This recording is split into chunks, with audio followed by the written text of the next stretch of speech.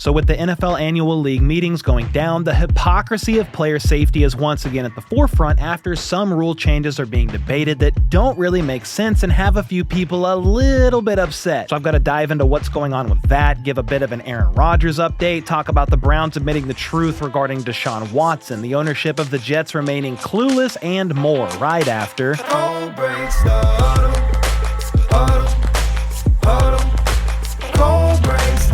Alright, first up, the Aaron Rodgers saga seems far from over, even if there's really only one option of a team to sign with on the table. We know by now that Rodgers visited with the Steelers over a week ago, but obviously a deal has yet to be signed. And with Russell Wilson signing with the Giants, all signs, literally all of them, even on a darkness retreat if you went there and had some ayahuasca, are pointing towards him signing with the Pittsburgh Steelers. There is another option though, and that is retirement. Adam Schefter said last week that he was hearing Rodgers may not want to play, and he said that after Rodgers visited with the Steelers 10 days ago now. Maybe that's because he really wanted to play for the Minnesota Vikings and they don't want him. But considering he was just throwing passes with DK Metcalf here over the weekend, I think he's going to be a Pittsburgh Steeler. DK was obviously just traded to the Steelers, so the fact that Rodgers is wanting to get a feel for his potential new wide receiver one is a good sign towards a deal getting done and him not retiring. So my thought on the situation is, please get a deal done so we can quit talking about the potential what if. Now, Mike Tomlin actually spoke a little bit on Aaron Rodgers today at the annual league meetings that are taking place down in Florida.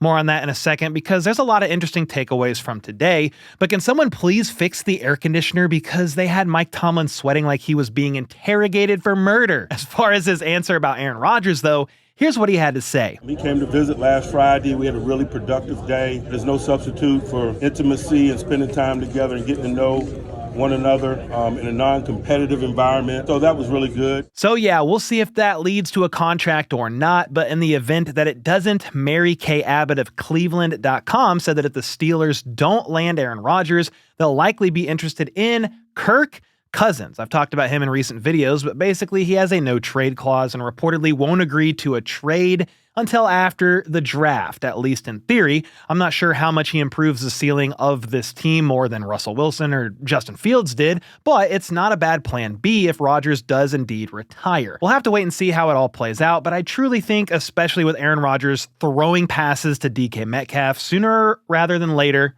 hopefully he is a Steeler. But to further add to the quarterback entertainment, Kirk Cousins was spotted late last week in the Cleveland, Ohio area at a Chipotle, which of course had many raising their eyebrows considering A, he once traded to a place where he could be a starting quarterback, and B, the Browns need a quarterback. Well, sadly, multiple sources told Cleveland.com Kirk's visit had nothing to do with the Browns, with Browns GM Andrew Berry himself confirming this at the NFL annual league meeting, saying that Cousins' visit had, quote, nothing to do with the Browns. And while they didn't acknowledge the Kirk Cousins visit, the owner Jimmy Haslam did acknowledge what we've all known about the Deshaun Watson disaster of a contract. He said, quote, "We took a big swing and miss with Deshaun. We thought we had the quarterback. We didn't, and we gave up a lot of draft picks to get him." He then said they've got to dig themselves out of the hole and that ultimately the responsibility falls on he and his wife as the owners of the team. I mean, yeah, they're gonna need one big ass shovel to get out of this giant hole. They traded 3 first-round picks, a third and 2 fourths for Watson, and a 6th-round pick back in 2022. It's forever gonna go down as one of the worst trades ever. They have a 5-year, $230 million fully guaranteed contract, the largest amount of guaranteed money in league history at the time. His cap hit is a little under $37 million for 2025, but $81 million in 2026 and over $55 million in dead money once he's gone. That isn't even to mention the fact that Deshaun may never even play again. He tore his Achilles in October, then actually retore it again in January. 2 Achilles tears or ruptures within 3 months of each other quite possibly means he's done forever, or at the very least could miss the entirety of the 2025 NFL season. Another owner, though, refused to admit what we all know to be true, and that is the Jets are a pretty poorly ran organization. Jets co-owner Woody Johnson received an F on the NFLPA report card and was actually the only owner to get an F. Well, when he was asked about it at the league meetings, he said, "My first thought, it's totally bogus, but we want to improve every day," yet made it clear that his desire to improve isn't because of this bogus report.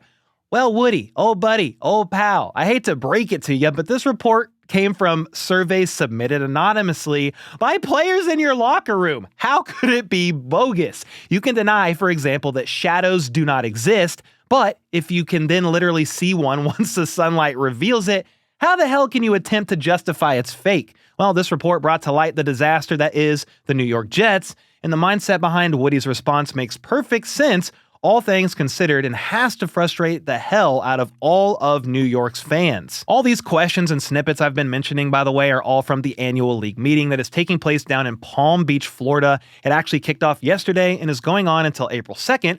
And with that, there's a bunch of proposed rule changes that will be voted on by the owners, with a couple notable ones on the docket. The first is regarding the infamous tush push and it being banned. The Packers proposed a rule to ban the tush push, with player safety being the main cause for concern, along with pace of play, whatever that means. Funnily enough, though, NFL Executive Vice President Troy Vincent said back in February that there were 0 injuries reported due to the tush push. You can maybe argue that Chris Jones injured his neck a little bit during the Super Bowl on that play, but he lined up this way instead of this way. So that might be on the Chiefs coaching staff more than anything else. Regardless of the data not showing too much on the injury front, there's been reports that the proposal to ban the play has, quote, support within the competition committee and is gaining some steam. Someone else who wants to see it banned is Bills head coach Sean McDermott. His reason for that is they should be proactive in order to prevent injuries, even if the data isn't there now, saying, quote, we're going to always act in a way that's best for the health and safety of the players. Well, what confuses me is, if he thinks that play is potentially dangerous to players, then why did the Bills run that play more than anyone else other than the Eagles? I mean, that is a little bit odd to me. So he says he wants it banned, but if it isn't banned in 2025, are the Bills really going to stop running that play? I highly doubt it. Regardless, it sounds like there's been some fired up discussions about this very subject. Apparently, some of the Eagles front office had what was described as animated conversations with Rams head coach Sean McVay and Bills head coach Sean McDermott in a side hallway outside the ballroom. Now, I don't know if it was as heated as Jordan Schultz and Ian Rappaport's exchange at Starbucks during the NFL Combine, but I could see why the Eagles coaching staff and front office guys are so fired up about the league or other owners wanting to take away a play they execute so well when the data doesn't back up a high risk of injury happening, and literally all the other teams can try to run this play if they would like. Colts GM Chris Ballard sums this situation up nicely, in my opinion, when he said, quote, we are against banning it right now. The Eagles are good at it. Give Philly and Nick Sirianni credit for being damn good at it. Unless there's a health and safety reason, I don't see us voting against it. Well, you guys got to let me know your stance on the tush push and whether you think it should be banned or not in the comments down below. And before we get to the next big talker here, it's worth noting that we have already seen one rule change get passed. The owners agreed to shorten the window to flex games to Thursday Night Football down to 21 days rather than 28, which it was previously. I'm not sure how often we'll see this come into effect. I mean, I think only one game has been flexed to Thursday night over the last 2 years, but maybe with less of a notice required, we could see this happen a bit more often. Who knows? Nobody, though, from players to fans, loves the idea of changing a game from Sunday to Thursday, travel plans, shorter turnaround time, health concerns, all of it. But it's important to note that no team can play more than 2 short week games as it is.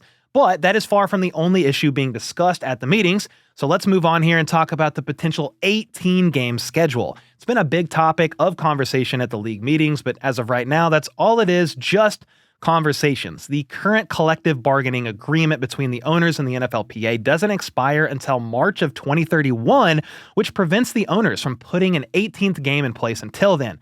That is, unless they can reach some kind of agreement with the NFLPA prior to that. Lloyd Howell, the director of the NFLPA, spoke out against the idea of an 18th game back in February. He said nobody wants to play an extra game because of the injury risk.